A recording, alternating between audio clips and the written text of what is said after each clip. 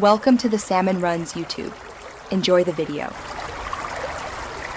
You begin by securing prerequisites and taking the first actionable steps.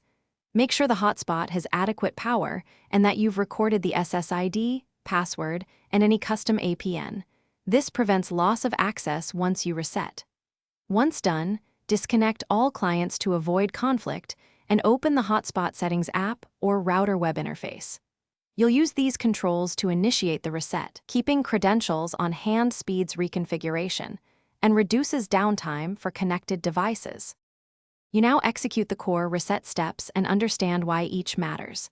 If using a phone, tap Settings, Network, Hotspot, and choose Reset to restore defaults.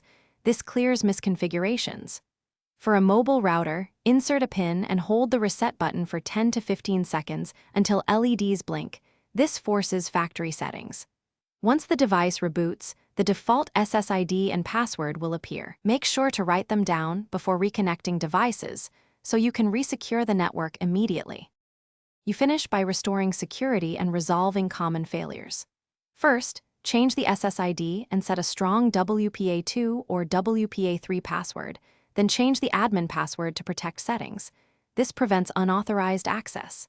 Next, re-enter any carrier APN and reauthorize devices from your saved list so they reconnect smoothly. If clients still can't reach the internet, try the SIM in another device, reboot the modem, and check for carrier outages. Often a SIM or service issue.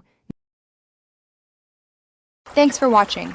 Consider subscribing if we helped you.